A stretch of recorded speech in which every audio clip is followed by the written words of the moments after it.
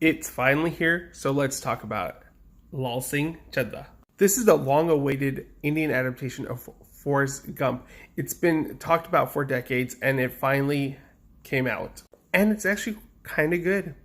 I want to preface this review by saying how much I love the original Forrest Gump, and I think it is a masterpiece of cinema. From its performance, production, to its story, the heart, and music, everything about that movie is just perfection. Before I dive a little bit deeper into this review, I want to get the negatives out of the way first. The movie's weakest point is that it is a near recreation of the original, where I was kind of comparing the two side by side in my head almost throughout the whole movie. And the only major differences is that this is a Bollywood Indian movie and a lot of the historical stuff is in India. Some of the themes are also kind of toned down.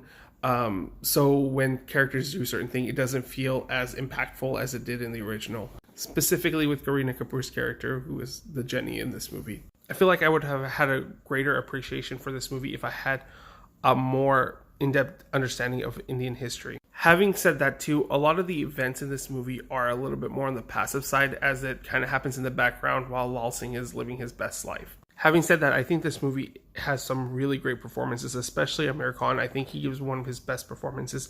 He has this childlike wonder, his innocence. He really captures what this character is supposed to represent. And the rest of the cast is also pretty good, but I feel like their storylines get cut or don't make sense because they don't dive deep enough into their psyche. The biggest strength of this movie is its heart. There are so many moments in this movie where I was just in love with the characters, in love with what was going on, and emotionally invested and kind of tearing up. It's a movie that is just trying its best and for the most part achieving in that sense.